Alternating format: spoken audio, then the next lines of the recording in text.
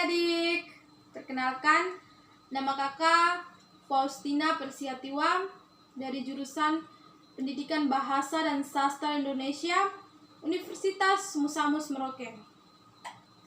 Oke, pada materi pertama ini kita belajar tentang teks pidato persuasi.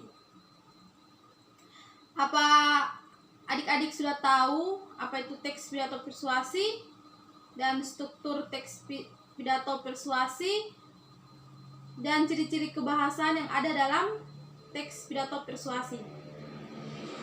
Oke, di pertemuan pertama ini kakak akan menjelaskan tentang teks pidato persuasi ya.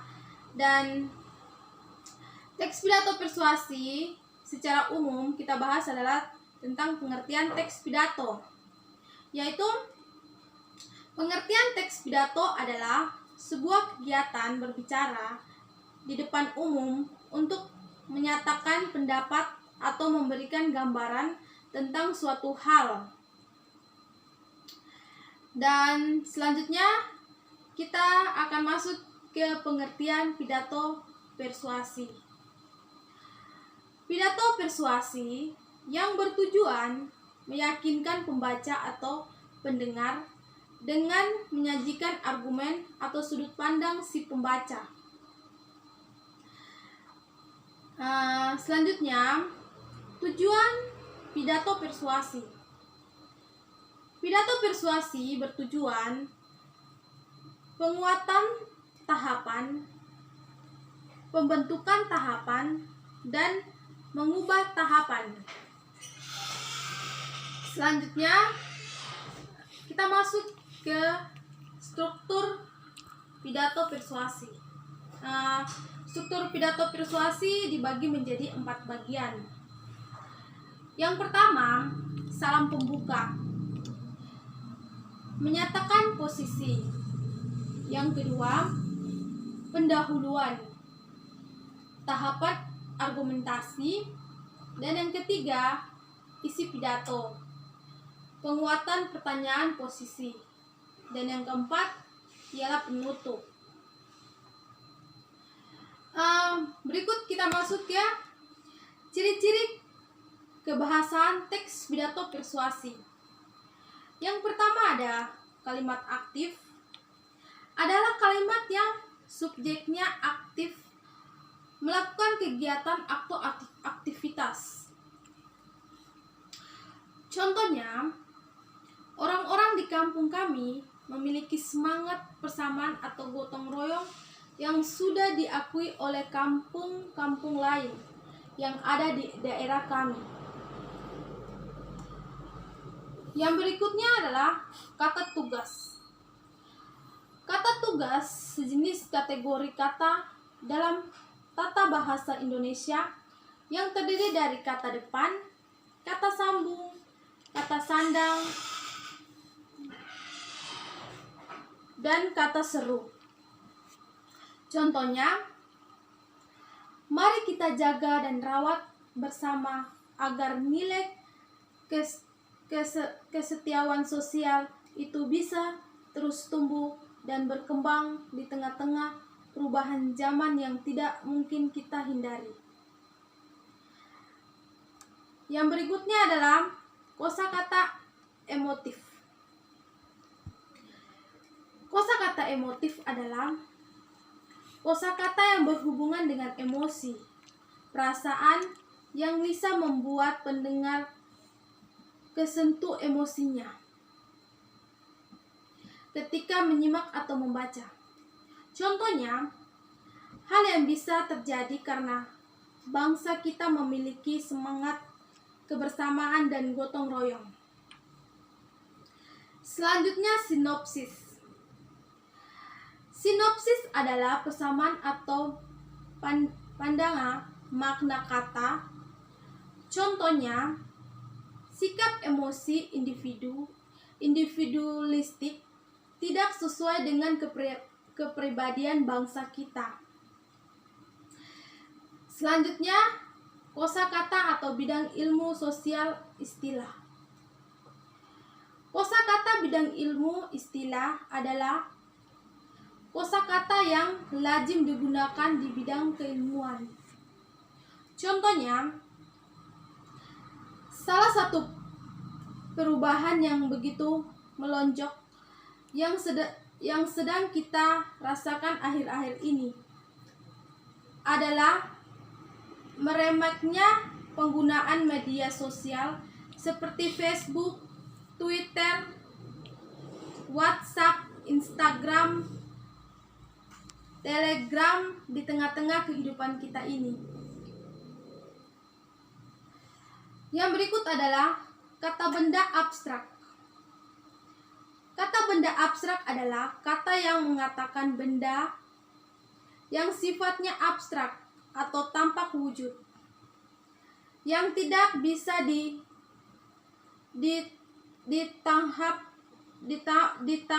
ditangkap oleh panca indera. Pembedaan termasuk dalam kelas nominal abstrak atau kata benda abstrak yang mengatakan semua benda dan segala yang dibeda-bedakan. Contohnya, kesetiaan sosial perlu kita jaga dan terapkan dalam kehidupan sehari-hari. Di sini kakak akan membacakan contoh teks pidato persuasi. Assalamualaikum warahmatullahi wabarakatuh. Yang terhormat Bapak Kepala Sekolah, Bapak Ibu Guru dan teman-teman yang berbahagia. Pertama-tama marilah kita panjatkan puji dan syukur kepada Tuhan Yang Maha Esa yang telah memberikan kesempatan dan nikmat sehat kepada kita semua. Izinkan saya berdiri di sini untuk menyampaikan sebuah pidato yang berjudul Jangan buang sampah sembarangan dan pentingnya menjaga kesehatan. Kita semua tentu tahu pepatah yang mengatakan bersih adalah bagian dari iman. Untuk itu, kita harus menjaga kebersihan di sekitar kita dan dimanapun kita berada. Kita bisa melakukan hal-hal dari yang sederhana seperti membuang sampah pada tempatnya.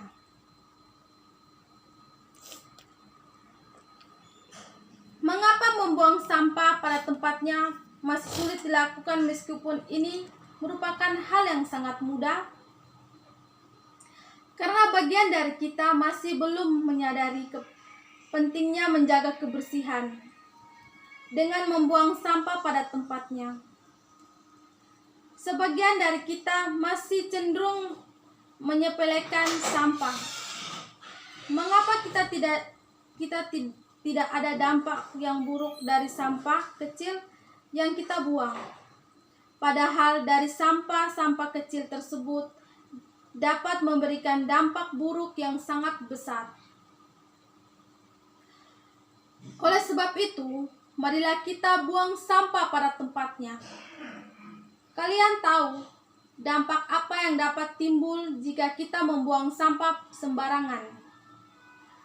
Saat musim hujan, pintu-pintu air akan dipenuhi oleh tumpukan sampah kita, menyebabkan air sungai meluap dan menyebabkan banjir.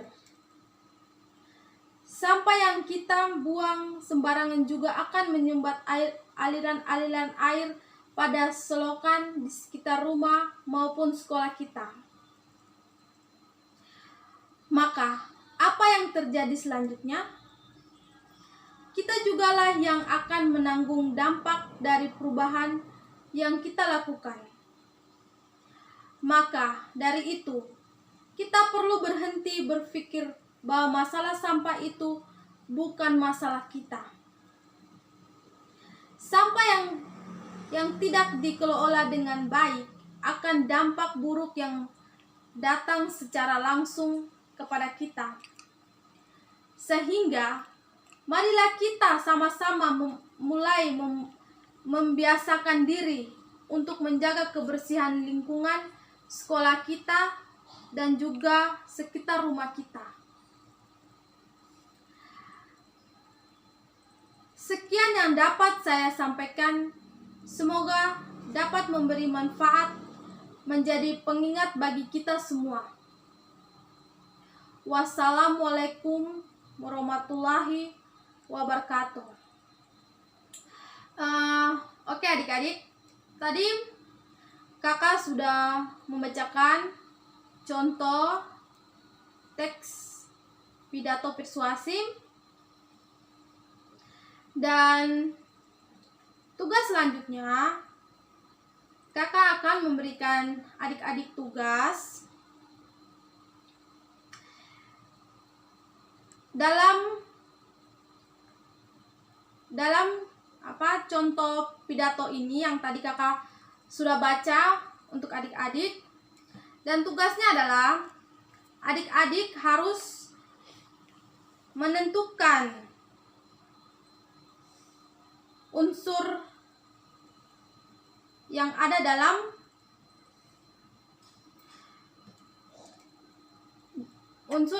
dalam pidato tersebut. Dan